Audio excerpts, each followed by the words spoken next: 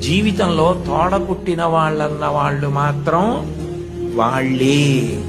ఎక్కడికి వెళ్ళినా స్నేహితులు దొరకచ్చు, ఎక్కడికి వెళ్ళినా బంధువులు ఉండొచ్చు, కానీ తోడ పుట్టిన వాళ్ళన్న వాళ్ళు మాత్రం ఆ జన్మకి వాళ్ళే.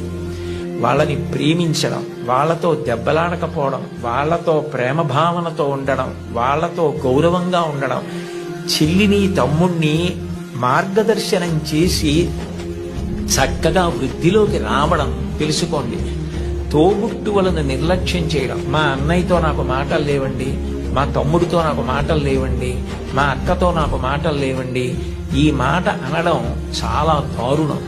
నీ తోడబుట్టిన వాడితోటే నువ్వు సర్దుకోవడం చేత కాని వాడివి సమాజంలో ఎవరితో సర్దుకుంటావు? ఎవరితో శాశ్వతంగా స్నేహాన్ని నెరపగలుగుతావు? నిన్నెవరు నమ్ముతారు?